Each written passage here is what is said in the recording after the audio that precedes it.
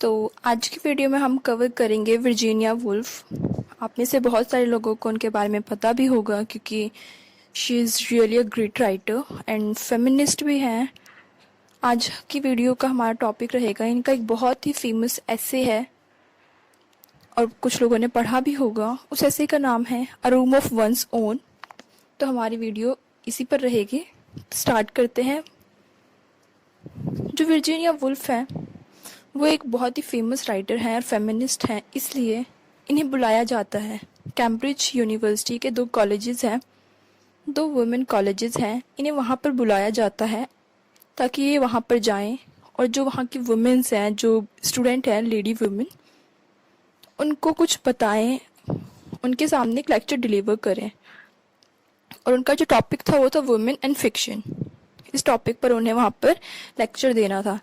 तो वहाँ पर वो लेक्चर देती हैं और उसके बाद इसी लेक्चर को, ये लेक्चर वो देती है 1928 में, और मई 1929 में ये इस लेक्चर को थोड़ा सा मॉडिफाई करती हैं, एक्सपेंड करती हैं और इसी को पब्लिश किया जाता है a room of one's own के नाम से एक बुक में। तो स्टार्ट करते हैं। ये जो लेक्चर है और ये जो इनका वर्क है, ये ऐसे है, ये दो चीज़ें रखता है। फिक्शनल सेटिंग है इसकी और फिक्शनल कैरेक्टर्स भी हैं। फिक्शनल सेटिंग इसलिए है क्योंकि इन्होंने, जो वर्जीनिया वुल्फ है, इन्होंने कैम्ब्रिज और ऑक्सफोर्ड यूनिवर्सिटी, दोनों यूनिवर्सिटी को के नाम को कंबाइन करके ऑक्सब्रिज नाम की एक यूनिवर्सिटी को सेटिंग में रखा है कि यहाँ पर ये देती हैं अपना लेक्चर और इनके जो कैरेक्टर्स हैं वो भी फिक्शनल हैं। तो जो फिक्शनल नैरेटिव है वो ये बताता है, वहाँ पर ये जब लेक्चर देती हैं तो इनका जो वर्क है ये बताता है कि जो वुमेन राइटर्स हैं इनका वर्क बहुत कम है। इसका रीज़न क्या है? इसका रीज़न है कि जो वुमेन हैं इनके पास लेगेसी नहीं है, इनके पास पैसे नहीं है और प्राइवेसी नहीं है। अपने लेक्चर में ये कंक्लूड करती हैं कि किसी भी वुमेन को लिखने के लिए, कोई फिक्शन लिखने के लिए उन्हें क्या चाहिए? उन्हें 500 पाउंड्स चाहिए अ ईयर, मतलब पर ईयर उनके पास 500 पाउंड्स होने चाहिए और एक सेपरेट रूम होना चाहिए। जैसे कि इसके टाइटल से ही पता चलता है, a room of one's own. The focus is on one's, मतलब कि किसी का पर्सनल रूम।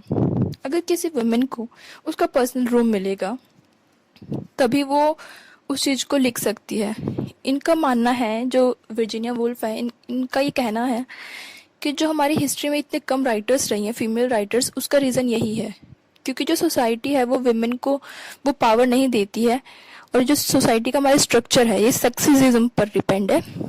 सेक्सिज्म है कि विमेन है तो वो नहीं लिखेंगी, उनके वर्क अच्छे नहीं होंगे, उनका काम सिर्फ है कि वो मदरहुड है, वाइफ का काम करना है। तो फिर इन्हीं की वजह से एक वुमेन है वो लिख नहीं पाती। लेकिन अगर उसके पास पैसे होंगे और इसका एक रूम होगा तो वो डेफिनेटली एक अच्छा वर्क लिखेगी।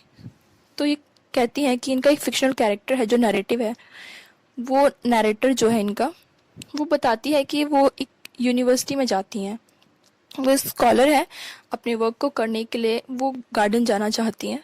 लेकिन वहाँ पर जो गेट कीपर है वो उन्हें रोक लेता है और बोलता है कि ये जो गार्डन है, ये जो एरिया है, सिर्फ स्कॉलर्स के लिए है और वहाँ पर उन्हें एंट्री नहीं मिलती।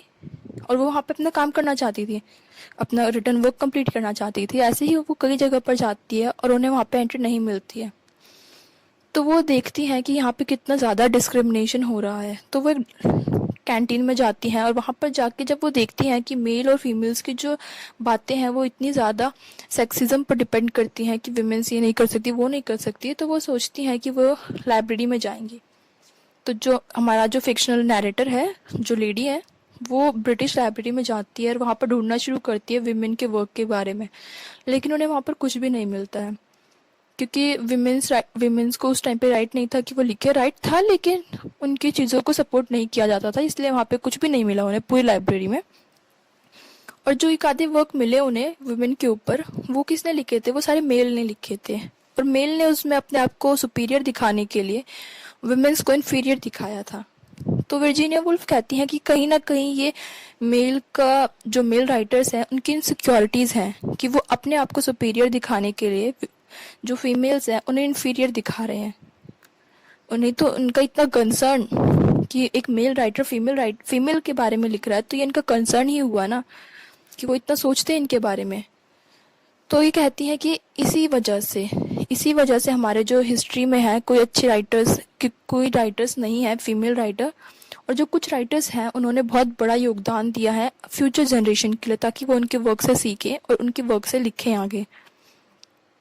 अपने वर्क में उन्होंने एक फिक्शनल कैरेक्टर को बनाया है, जूडिथ शेक्सपियर, जो कि शेक्सपियर की बहन है। ऐसी उनकी कोई बहन थी नहीं, लेकिन ये फिक्शनल कैरेक्टर है।